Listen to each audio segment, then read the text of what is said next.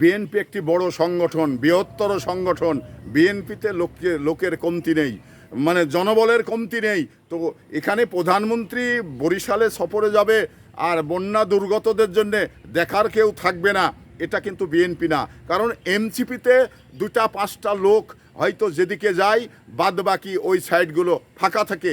যার কারণে এই ডারবি নাসির যে কথাটি বলেছেন যে প্রধানমন্ত্রী বরিশালে সফরে যাচ্ছেন অথচ বন্যা দুর্গতদের কাছে যাচ্ছেন না, তো বন্যা দুর্গতদের কাছে যাওয়ার জন্য যে লোক তৈরি করা হয়েছে, লোককে দায়িত্ব দেওয়া হয়েছে, নেতাকর্মীদের দায়িত্ব দেওয়া হয়েছে, এটা কি ডারবি নাসির জানে না? কারণ ডারবি নাসির শুধুমাত্র মানে মাইক্রোফোনের সামনে এসে বিতর্কিতভাবে যে বক্তব্যগুলো দেওয়ার কথা সেটাই কিন্তু উনি দিয়ে যাচ্ছেন। উনি কোনো মানুষের কাছে যাননি, দেখেছেন যে বন্যা দুর্গত মানুষদের কাছে গিয়েছেন, কোনো ত্রাণ সহযোগিতা করেছেন দেখেছেন?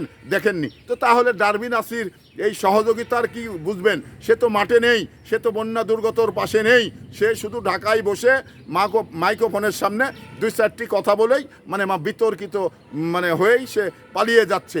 তো এই জনগণ মানে জনগণ থেকে বিচ্ছিন্ন থেকে বড় বড় কথা বলে কোনো লাভ নেই, জনগণের পাশে থাকতে হবে।